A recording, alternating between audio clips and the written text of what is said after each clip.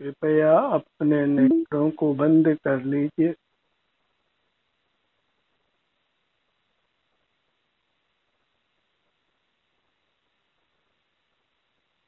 नेत्रों से इंद्रिय ज्ञान होता है और इंद्रिय ज्ञान से ही संसार होता है। इसलिए यथासंभव नेत्रों को बंद रखिए और अपने ही आश्रय से अपना समय व्यतीत कीजिए। सिर से पांव तक ये आप हैं, आपकी चिन्ह मूर्त है, वही एक सुख का स्रोत है।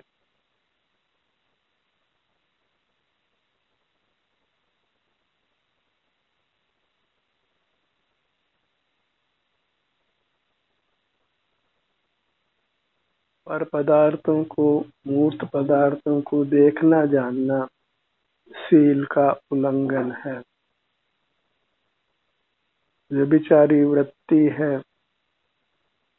और उसी से जीव संसार में नाना दुखों को भोगता है। खुले नेत्रों से ध्यान या समाधि नहीं घटती है।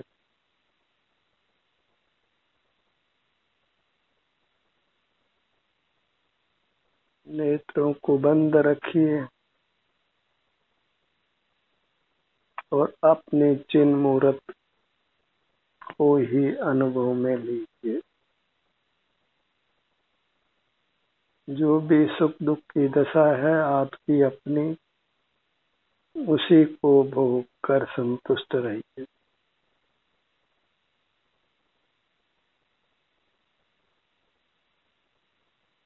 मूर्त पदार्थों को देखना जानना अच्छा नहीं है।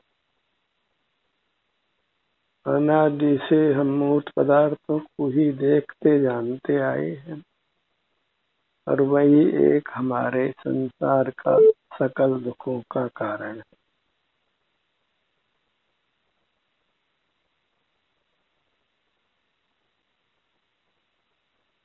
मूर्त पदार्थ सुख स्वभावी नहीं है और हम सुख स्वभावी हैं।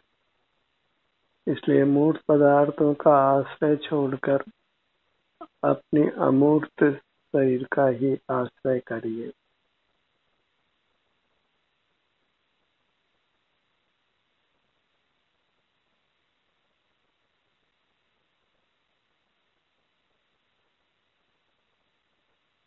अपनी अमूर्त काया का एहसास सब जीवों को होता है, तभी वे अपने अंग उपांगों का संचालन कर पाते हैं।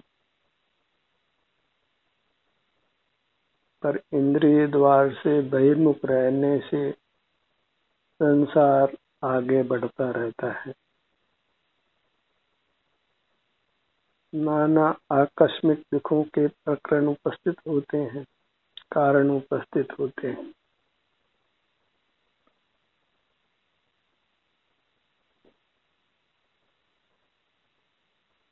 मुक्ति का सीधा सरल मार्ग है पर पदार्थों का आश्रय छोड़कर अपनी अमूर्त काया का आश्रय करना।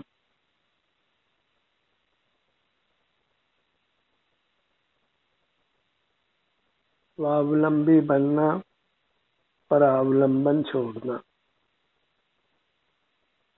मूर्त पदार्थों से सुख की आशा छोड़िए।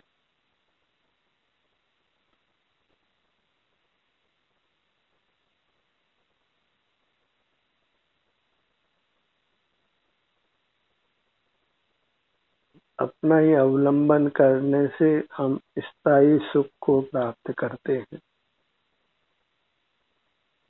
भले ही सुख क्रम से अनुभव में आता हो, धीरे धीरे बढ़ता हो, पर वह पूर्णता को प्राप्त हो जाता है।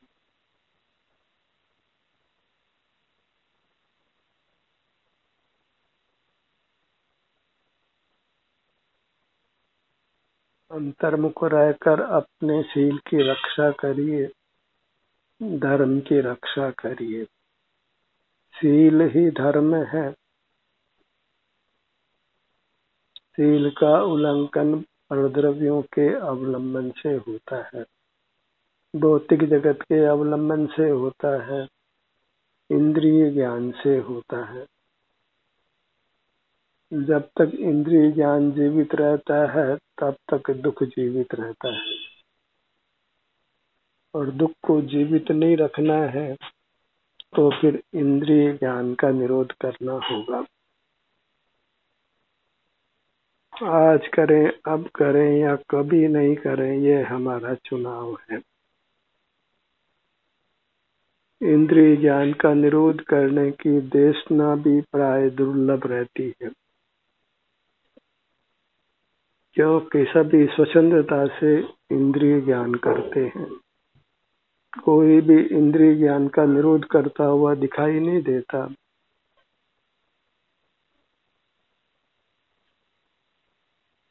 और कितने लोग तो मूर्त पदार्थों को देखने जानने को अपना स्वभाव मानते हैं।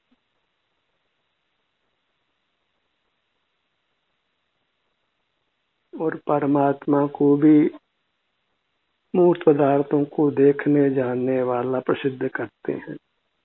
जो शील के धनी हैं, ऐसे परमात्मा को भी मानो शील से रहित करते हैं।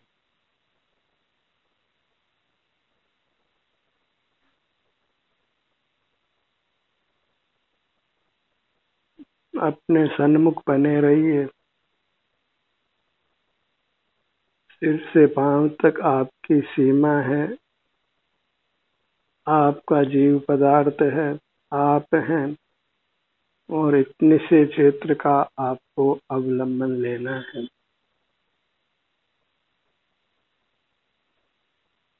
बंद नेत्रों से ही हमारा अपना एहसास सुगमता से होता है।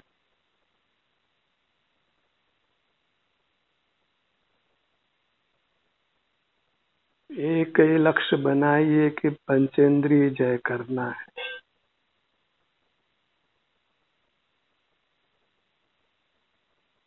मूर्त पदार्थों के स्पर्श, रस, गंध, वर्ण और आवाज को ज्ञान का विषय नहीं बनाना है। विश्व के नाना पदार्थों को देखने जानने की इच्छा से आप मुक्त हो जाते हैं। इच्छा ही दुख है। और जब मूर्त पदार्थों को देखना जानना नहीं है तो फिर हम जगत को देखने जानने से बच जाते हैं। और जगत को देखने जानने से वास्तव में कुछ भी उपलब्धि नहीं है, अपना अहित ही होता है।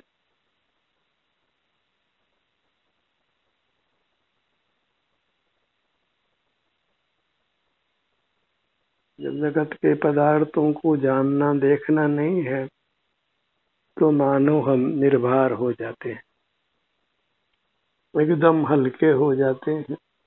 तो देखना जानना वही वास्तव में भार स्वरूप है, दुख स्वरूप है।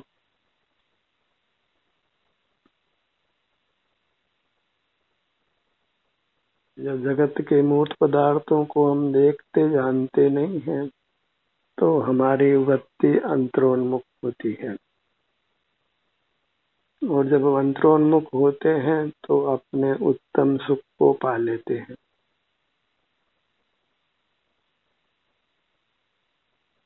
और उसी क्रम में हम शीघ्र ही परमात्म दशा को भी प्रकट कर लेते हैं।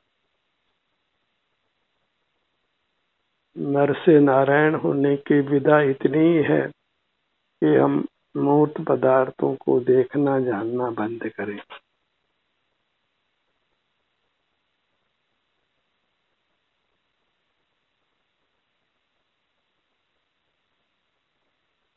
और जब हम ये अभिप्राय बनाते हैं, लक्ष्य बनाते हैं कि हमें मूर्त पदार्थों को देखना जानना नहीं है, तो मानो संसार आधे से ज्यादा नष्ट हो गया।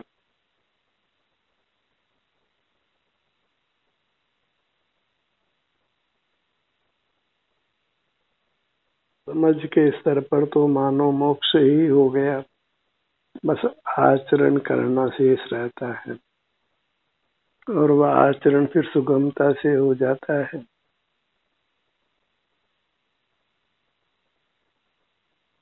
मूर्त पदार्थों को जब हम देखते जानते नहीं हैं तो एकदम हल्के हो जाते हैं,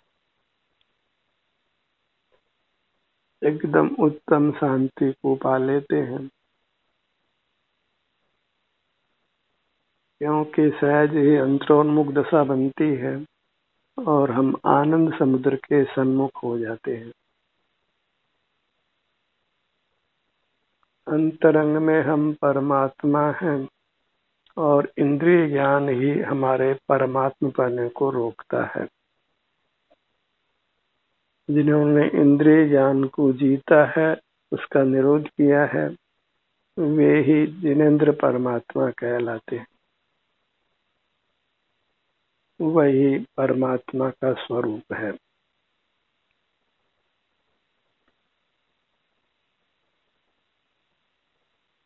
संसार की यात्रा मूर्त पदार्थों के आश्रय से ही होती है, क्यों मूर्त पदार्थों का आश्रय करना ही कुशील है और जहाँ कुशील परिणाम है वहाँ फिर सकल दुखों की उत्पत्ति स्वाभाविक रूप से होती है।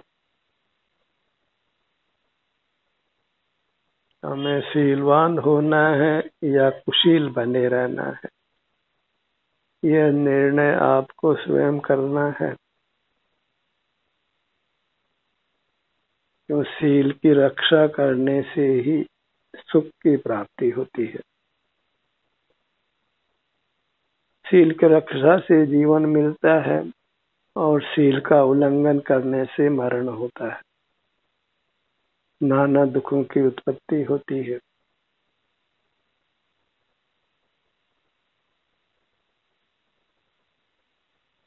अपने स्वरूप में आचरण करना ही शील है, वही ब्रह्मचर्य है। ब्रह्म नाम आत्मा का है और यह आत्मा सिर से पांव तक विस्तार को प्राप्त है। इसी में आचरण करना, मनुष्य के सन्मुख रहना, वही ब्रह्मचर्य है। और परमुख होना, मूर्त पदार्थों के सन्मुख होना, वही ब्रह्मचर्य का नाश है, धर्म का नाश है। और उसी से हम बारंबार मरते हैं। थोड़ी सी आयु प्राप्त करते हैं और मर जाते हैं, फिर जन्मते हैं, जीवन के लिए रात दिन जूझते रहते हैं। थोड़ा सा यौवन अवस्था में विषय सुख मिलता है और उसके फल में फिर वृद्धावस्था और मृत्यु ही मिलती है।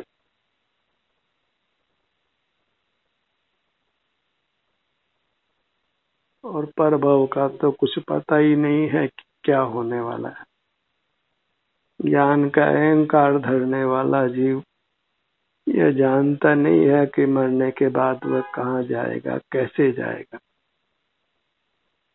कैसे नाना प्रकार के शरीरों की रचना होती है और उसको कोई परमात्मा नहीं करता है।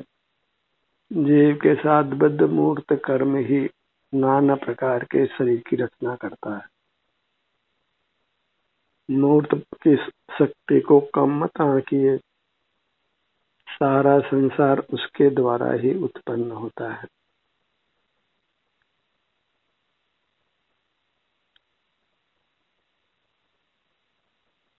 ये अचेतन जगत ही चेतन जगत के नाना दुखों का कारण बनता है। थोड़ा विषय सुख देता है और बाद में नाना असह्य दुखों को देता है।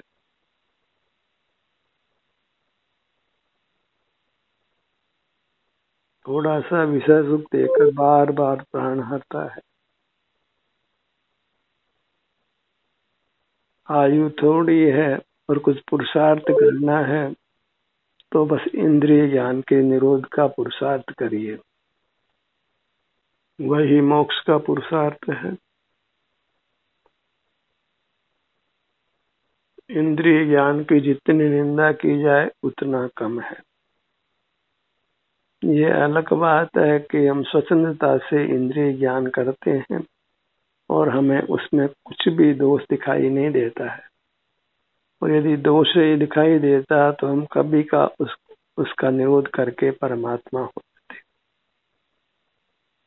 इंद्रिय ज्ञान दोष रूप नहीं लगता है, इसी कारण से हम संसार में बने हुए हैं।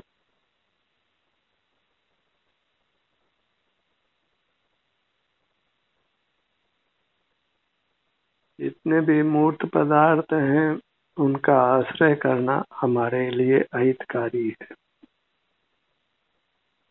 नाना राग द्वेषों की उत्पत्ति होती है, कर्मों का बंध होता है और वे कर्म पककर फिर हमारे नाना दुखों के निमित्त बनते हैं। अपने ध्यान को अपने सिर के भाग पर लाइए।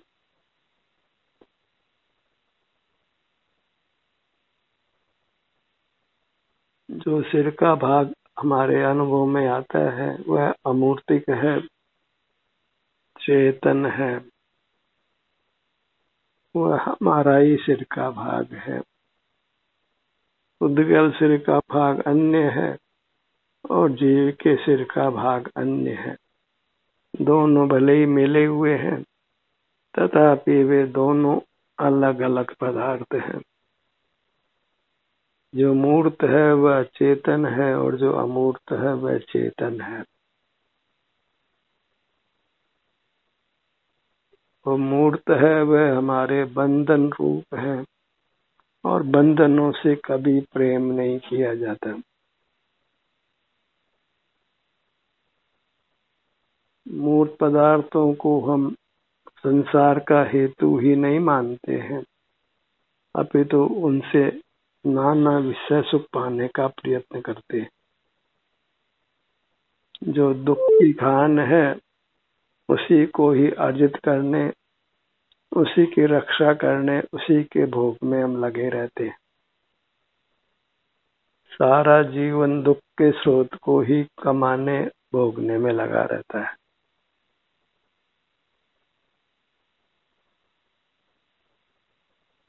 ज्ञान का अहंकार धरने वाले जीवों को इसी प्रकार दुर्गति में गमन होता है।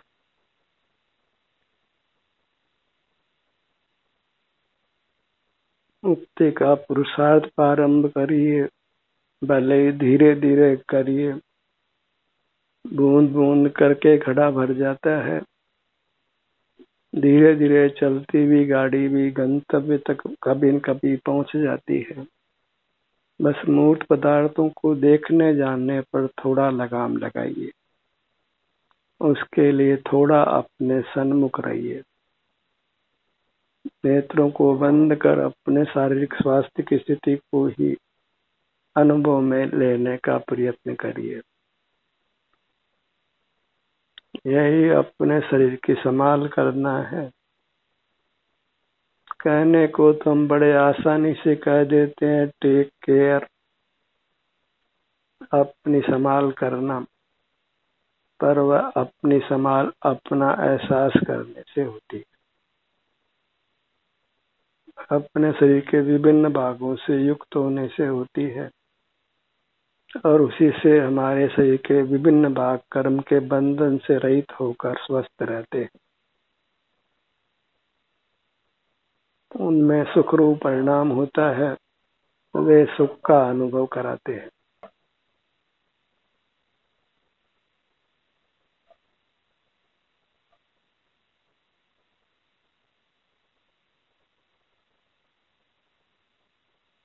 शरीर की रक्षा करना ही धर्म है और शरीर का घात करना ही अधर्म है, क्योंकि जीवन शरीर से है।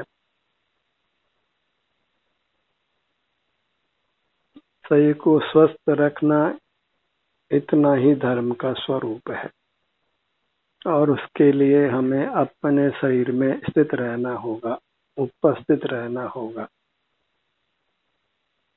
और ध्यान का अर्थ ही अपनी काया में स्थित होना है, अपनी काया में उपस्थित रहना है, इसी का एहसास करते हुए रहना है। एहसास हमारे को अपनी अमूर्त काया चेतन काया का ही होता है, मूर्त काया का नहीं होता, क्योंकि मूर्त काया में तो सुख दुख का परिणाम ही नहीं होता। दर्द और आराम की स्थिति अपनी अमूर्त काया में ही होती है।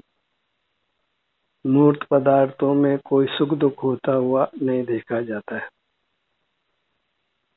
हमारे हाथ पांव में, सिर में, पेट में, पीठ में वेदना होती है तो वह हमारे अमूर्त अंगों में ही होती है, हमारे चिन्ह मूर्त में ही होती है, और उसका कारण मूर्त पदार्थों का आश्रय करना है, मूर्त पदार्थों को देखना जानना है।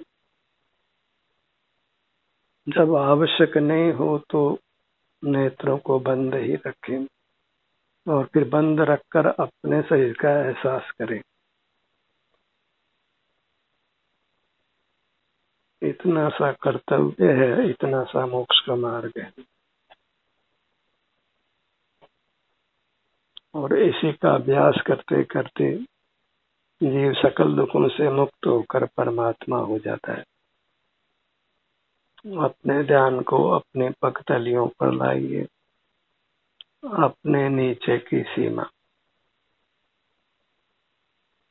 मध्य भाग में नाभि स्थान पर आइए। आदि मध्य अंत अपना विस्तार है।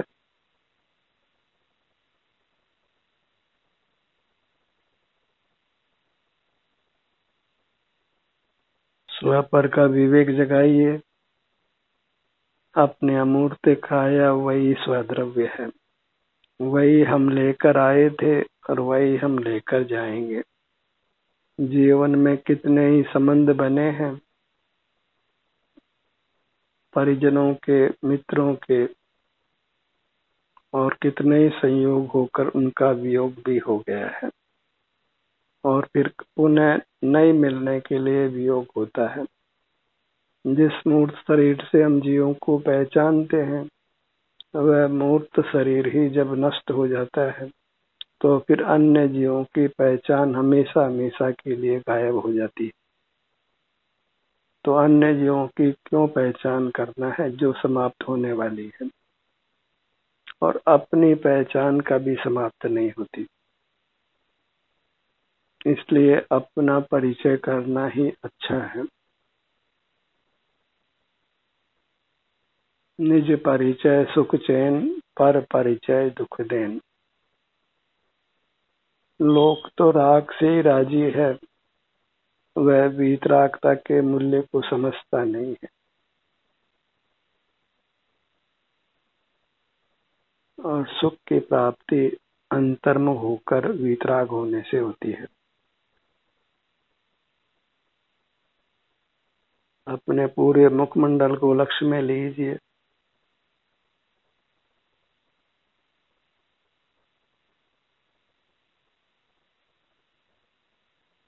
यहाँ पांचों इंद्रियां हैं, मस्तिष्क है, हर भाग का एहसास कीजिए। इसमें प्रमाद करना अच्छा नहीं है। इंद्रियों की कुशलता भी यदि आप चाहते हैं तो इंद्रियों का एहसास कीजिए।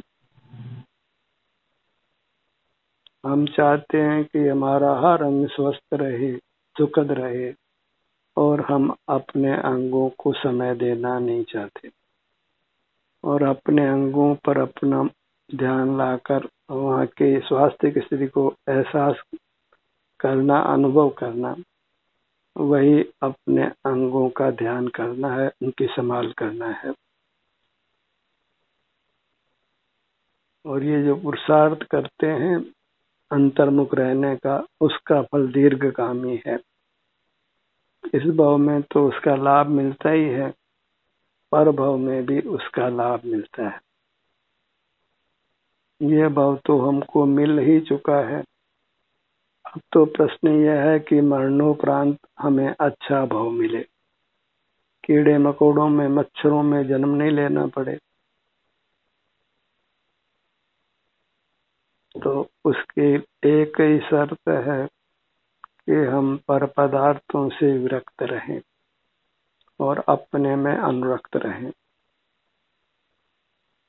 अपने में अनुरक्त रहना है और पर पदार्थों से विरक्त रहना है। अपने में एकत्व और पर से विभक्त। एकत्व विभक्त आत्मा सर्वत्र सुखी लोक में। अपने धड़ भाग को लक्ष्य में लीजिए। विशाल है धड़ का भाग और इसको लक्ष्य में लेने से धड़ भाग के सारे अवयव स्वस्थ रहते हैं, सुचारू रूप से काम करते हैं। अपने दोनों भुजाओं को लक्ष्य में लीजिए। हाथों से हम इतना काम करते हैं तो फिर हाथों को समय दीजिए ताकि हाथ आपके अच्छी तरह काम कर सके। हाथों का एहसास करिए, यहाँ के सुख दुख की स्थिति को अनुभव में लीजिए। अपने ध्यान को अपने दोनों पैरों पर लाइए।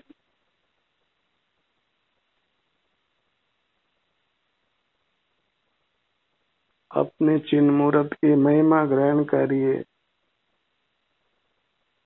आप विश्व के सर्वोत्तम पदार्थ हैं। अपने प्रति आदर का भाव जगाइए। अपने प्रति आदर के भाव से ही परमात्म दशा प्रकट होती है। इन्फीरियरिटी कॉम्प्लेक्शन से जीना अच्छा नहीं है। सुपीरियरिटी कॉम्प्लेक्शन से ही रहिए। अपने आप को उत्तम पदार्थ मानकर अपने सन्मुख रहिए। जगत से व्यवहार नहीं करना है।